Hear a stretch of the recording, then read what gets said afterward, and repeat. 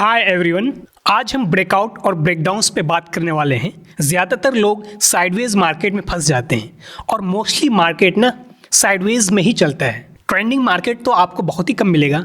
25% ही trending में market रहता है, 75% तो ये साइडवेज में ही रहता है, क्योंकि एक ट्रेंडिंग के बाद हमेशा ना साइडवेज ही आता है। क्योंकि प्राइस के 4 फॉर्म्स होते हैं चलने की। एक एक्यूमुलेशन होता है, एक डिस्ट्रीब्यूशन होता है, एक मार्कअप फेज होता है, एक मार्कडाउन फेज होता है। तो एक्यूमुलेशन डिस्ट्रीब्यूशन में लोग अक्सर ना फंस जाते हैं। ये एक साइडवेज का फॉर्म होता है, ठीक है। तो साइडवेज में ब्रेकआउट्स कैसे होते हैं, ब्रेकडाउन्स कैसे होते हैं, इनके हमने ना 4 टाइप्स लिखे हैं। इनके अलावा इन 4 टाइप्स के अलावा और कोई 5वां टाइप्स नहीं होता किसी भी साइडवेज मार्केट में ट्रेड करने के लिए। तो बहुत डिटेल में समझेंगे हम, पूरा साइडवेज मार्केट को आज कवर कर लेंगे। फर्स्ट टाइम आए हो चैनल पे तो सब्सक्राइब कर लेना।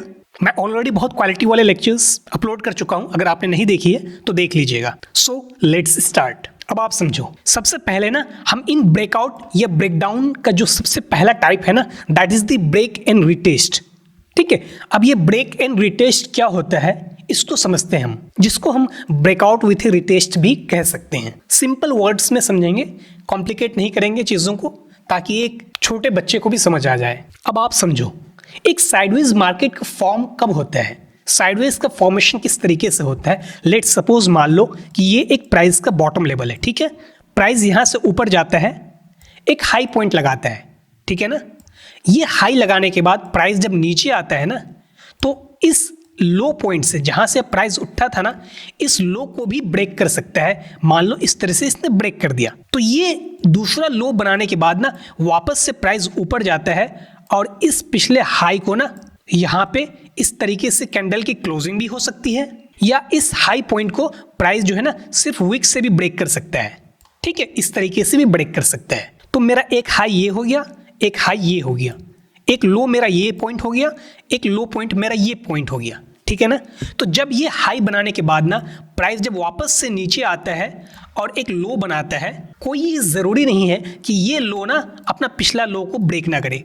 ये कैंडल के क्लोजिंग के साथ भी ब्रेक कर सकता है और ये विक के साथ भी ब्रेक कर सकता है। बट अगर इस लो के नीचे कैंडल की इस तरीके से क्लोजिंग करती है ना, तो ये कोई अच्छी कैंडल की क्लोजिंग नहीं होगी। यह सिर्फ एक ही कैंडल की क्लोजिंग होगी। अगर ये मल्टीपल कैंडल्स की क्लोजिंग होगी ना, तो फिर आपको ना एक डायरेक्शन दे देगा ये नीचे की तरफ, फिर ये ब्रेकडाउन में शामिल हो जाएगा।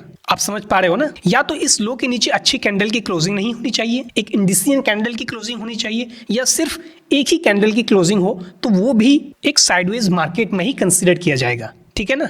अब ये लो बनाने के बाद जब प्राइस वापस से ऊपर जाता है और अपना पिछला ये हाई पॉइंट और इस हाई पॉइंट, इन दोनों हाई पॉइंट्स को मिला के ना हमने एक लाइन ड्रॉ किया है। ये जो रेड लाइन आपको दिख रहा है ना, यानी कि इस हाई पॉइंट और इन दोनों हाई पॉइंट्स को मिलाकर हम एक लाइन ड्रॉ करेंगे।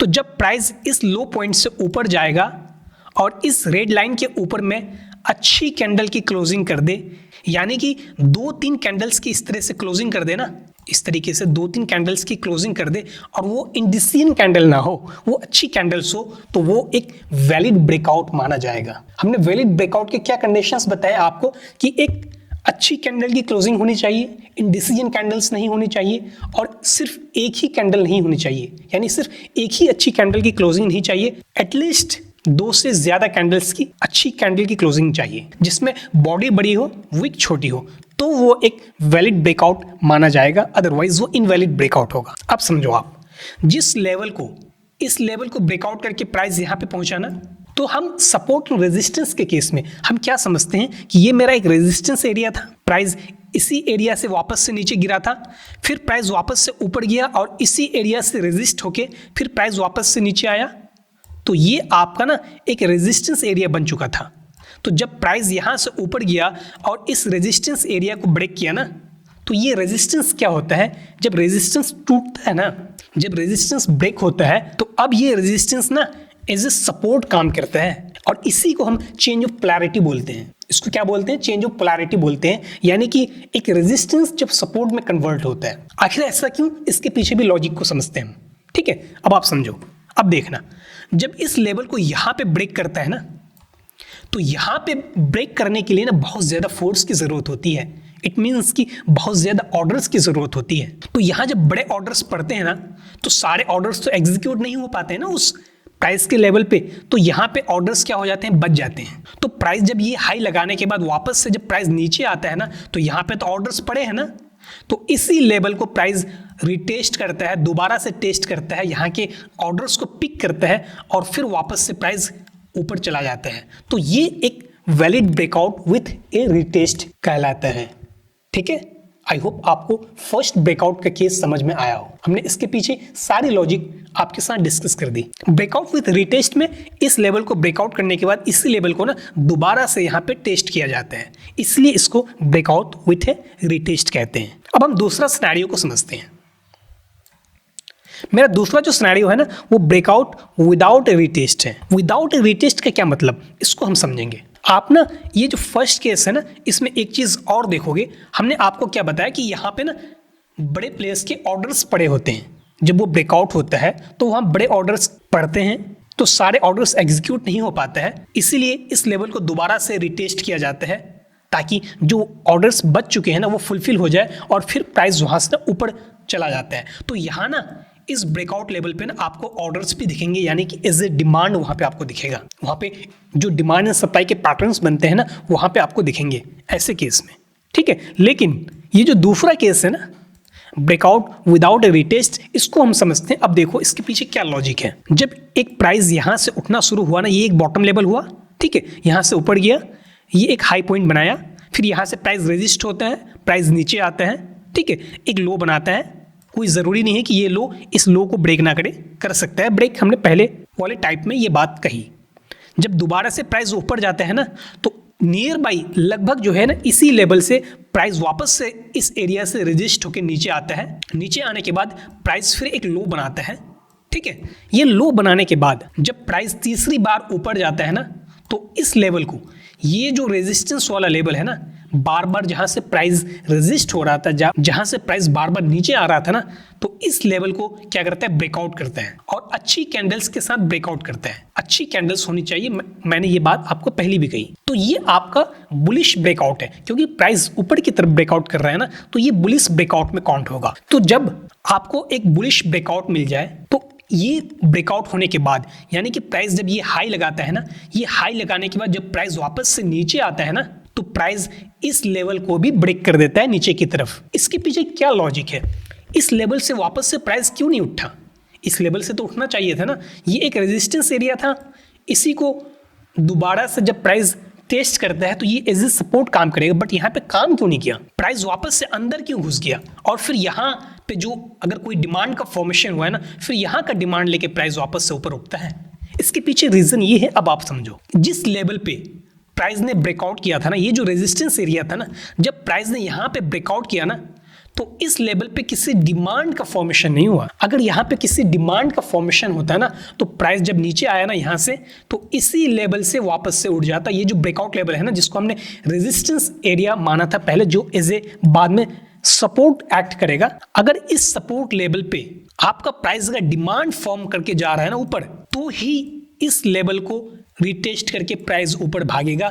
अदरवाइज प्राइस जो है ना अंदर आ जाएगा, फिर अंदर के किसी डिमांड से प्राइस फिर ना वापस से ऊपर उठेगा।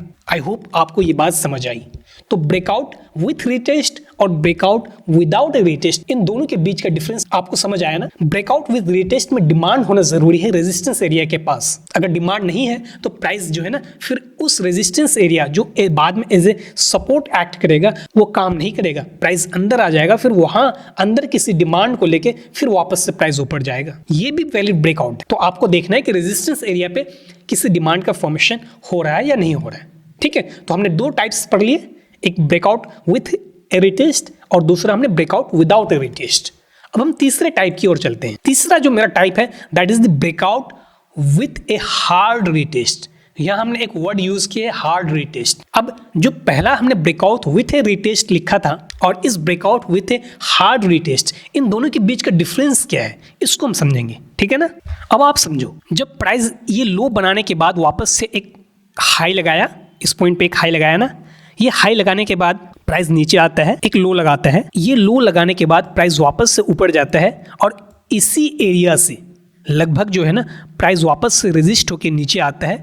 अब ये कोई ना समझना कि ये जो हाई पॉइंट है ना और ये जो हाई पॉइंट है ना दोनों का लेवल सेम हो, नियरली सेम हो, दोनों के बीच का डिफरेंस को समझिएगा, लगभग सेम होना चाहिए, एग्जैक्ट नहीं भी हो सकता है। तो लगभग इसी एरिया से प्राइस नीचे आता है और एक लो लगाता है। अब ये लो लगाने के बाद ना प्राइस वापस से ऊपर जाता है और इसी एरिया से जो एक मेरा रेजिस्टेंस एरिया था ना, इसी रेजिस्टेंस एरिया को ब्रेक करता है एक अच्छी कैंडल्स के साथ। कई सारे अच्छी कैंडल्स होनी चाहिए, एटलीस्ट हमने कहा आपको 2 कैंडल्स तो चाहिए ही चाहिए। 2-3 कैंडल्स बनाने के बाद प्राइस एक हाई लगाता है। ये हाई पॉइंट लगाने के बाद जब प्राइस नीचे आता है ना, इस सिचुएशन में आप देखोगे कि प्राइस ना जब इस लेवल पे पहुंचता है ना, यानी कि ये जो ब्रेकआउट लेवल है ना, इस ब्रेकआउट लेवल के नियर बाई नज़दीक जब प्राइस पहुंचता है ना, तो वहाँ पे आप देखना कि इस सिचुएशन में ना आपका लंबी सी वीक वाली कैंडल का फॉर्मेशन होगा। लंबी सी वीक वाली कैंडल कौन सा बनता है? हैमर कैंडल ही बनता है ना,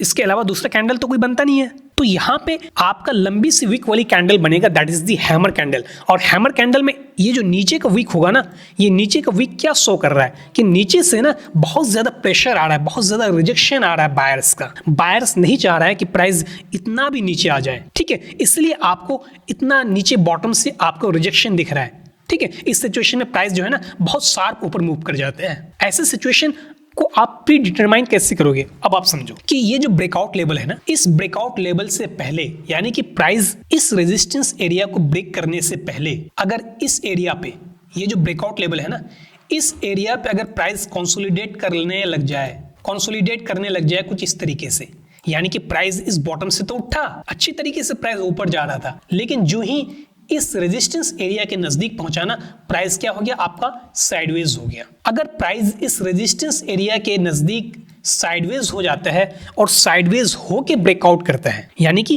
प्राइस कंसोलिडेट होके इस रेजिस्टेंस लेवल को ब्रेकआउट करता है, तो ऐसे सिचुएशन में ना रीटेस्ट प्राइस नहीं करता है या बहुत ही हार्ड रीटेस्ट करता है। हार्ड रीटेस्ट का मतलब क्या कि जब प्राइस नीचे आता है ना, तो इस लेवल से बहुत ज्यादा ऊपर की तरफ प्राइस का प्रेशर होता है। आपको रिजेक्शन बहुत ज्यादा दिखेगा यहाँ पे कैंडल्स का, आपको यहाँ पे ना इस लेवल पे बहुत ज्यादा रिजेक्शन दिखेगा जो भी कैंडल बनेगा, यानी बॉटम से बहुत ज्यादा लंबी सी वीक बनेगी। तो breakout with a hard retest के पीछे का लॉजिक ये है, अगर इस रेजिस्टेंस एरिया के नियर बाई प्राइस साइडवेज हो जाए ना, तो ऐसे सिचुएशन में या तो बहुत हार्ड रिटेस्ट होता है या रिटेस्ट ही नहीं होता। आई होप आपको तीनों जो ब्रेकआउट का टाइप है वो समझ में आया हो। अब मेरा जो चौथा टाइप है ब्रेकआउट का, वो ब्रेकआउट फेल्यूर के बारे में हम बात कर लेते हैं कि कोई जरूरी तो नहीं है ना कि हमेशा ब्रेकआउट आपका सक्सेस ही हो। मोस्टली ब्रेकआउट तो फेल्योर होता है और इसी में लोगों का ऐसा लग जाता है और लोग ट्रैप हो जाते हैं, ठीक है। तो ब्रेकआउट फेल्योर कैसे होता है, हम इसके बारे में बात करते हैं। हम जो आपको ब्रेकआउट का टाइप बता रहे हैं ना, ऐसे ही सेम एज इट इज आप इसको जस्ट ऑपोजिट कर दो, यही सिनेरियो ना ब्रेकडाउन के लिए भी बनता है। ब्रेकडाउन में कोई अलग मैटर नहीं होता या कोई अलग टाइप नहीं होता, ये हमने बुलिश केस के लिए बताया है। इसको आप ऑपोजिट कर दीजिए, ये बेरिश केस के लिए भी बन जाएगा और वो ब्रेकडाउन का सिनेरियो बन जाएगा, ठीक है।